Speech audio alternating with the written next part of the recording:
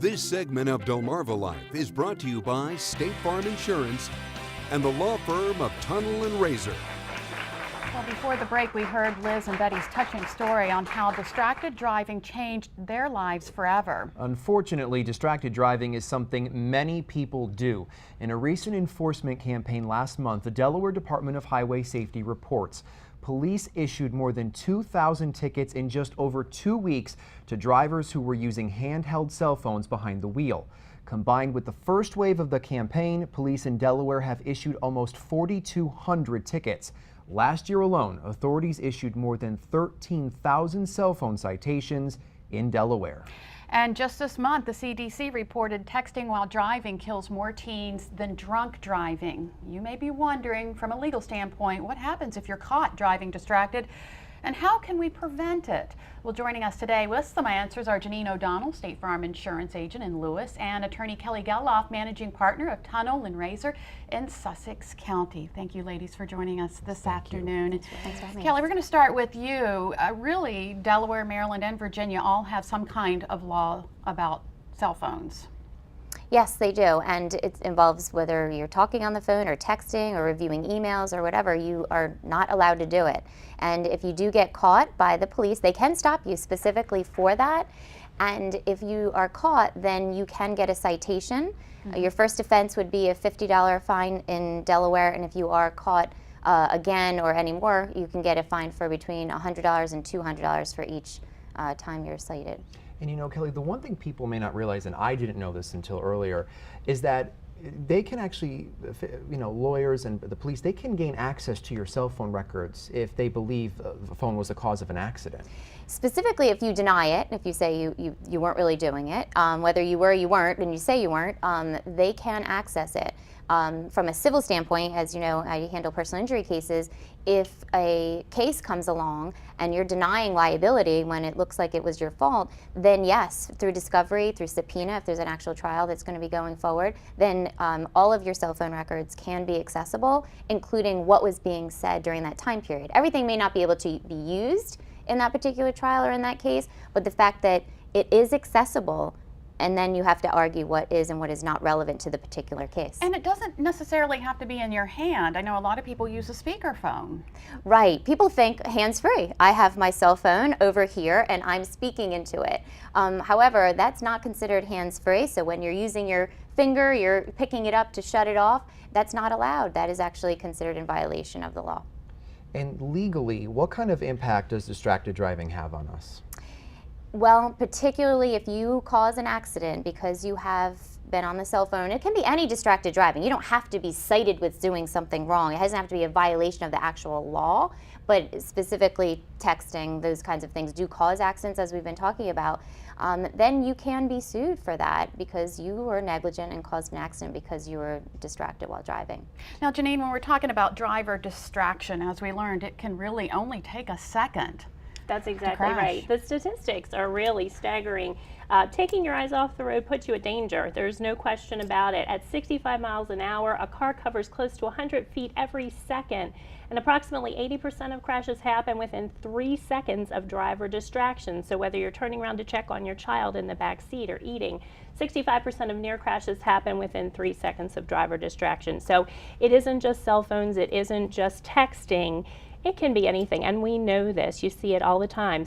I've seen people reading papers in the car. So you have to just take into consideration if you're doing anything other than driving, you're distracted. And we always seem to blame all the teenagers, but it's not just teenagers. We all do it. That's exactly right. And our surveys have shown that it is, while the 18 to 29 range tends to be the ones that do it more often, we are all guilty. We are. And Kelly, this is something that just doesn't go away. If I was driving, texting, using my phone and I hit someone, that's something that can come back years later. Absolutely. In Delaware, there's a 2-year statute of limitations in which if you cause an accident and someone's injured in it or you cause property damage, then they have 2 years where they can come after you, if you will. And in Maryland, it's 3 years where you can file suit against somebody who caused injury to you or property damage. Now, what if my child driving my car causes an accident with distracted driving, can I get in trouble too? Absolutely. There are two ways where you could get in trouble. One is if you are the person who owns the vehicle, they go through your insurance, right, Janine? They would go through your insurance, and you then can be affected financially, and they may be able to pursue you personally depending on what you have for coverage. Secondly, especially for minors have to have a parent or a guardian or some adult sign for them in order to get their license. If you are the person, the parent, that signed for that individual, even if it wasn't your car that was being driven, then you, the parent, sit in the shoes of that child, and you too can be pursued.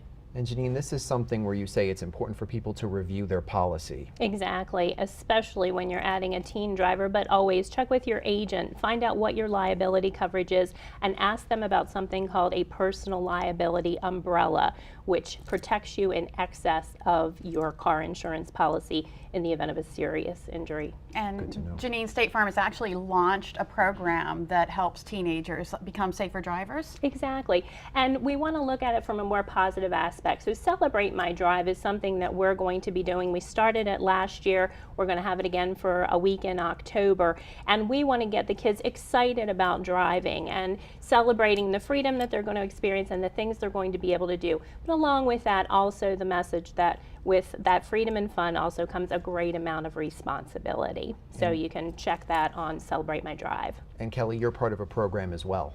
Yes, there was a program that was started by a trial lawyer in Pennsylvania that lost his daughter because of distracted driving, and he has tried to team up with trial lawyers all over the country, and Delaware Trial Lawyers Association has implemented a program, and our goal is to try to hit every high school throughout Delaware and every state. So if there's anybody who's interested in wanting to have a speaker come to their school, they can go on the End Distracted Driving website, which is ndd.org. All right, Kelly, Janine, thank you so much. That is good information. Yes, nice to it is. know all of that. Thank you very much. If you would like more information on what Kelly and Janine discussed today, or to read more about State Farm Insurance or the Tunnell and Raysor Law Firm, go to delmarvalife.com and click on the show tab. And even if our kids are not of driving age, it's important to start making healthy habits early. So up next, from computers to cell phones to tablets, Jimmy finds out what we can do to keep our kids safe when they're entering the cyber world. And a little bit later, country star Tracy Lawrence is coming to town. We'll have your chance to win tickets to his concert and possibly get to meet him. Plus, we still have plenty of money to give away. Don't miss your shot to become $250 richer by 5 p.m. But first, can't get going without that cup of coffee? That's okay, in moderation. Dr. Oz has more on the benefits of caffeine. Drinking coffee or other caffeinated drinks daily may cut your risk of Parkinson's by 40% and Alzheimer's by 20%. Research shows caffeine protects against the loss of dopamine neurons tied to Parkinson's and reduces beta amyloid protein production linked to Alzheimer's. But remember, too much caffeine can cause anxiety or heart pounding, so consume in moderation, about 2 to 3 cups of coffee a day.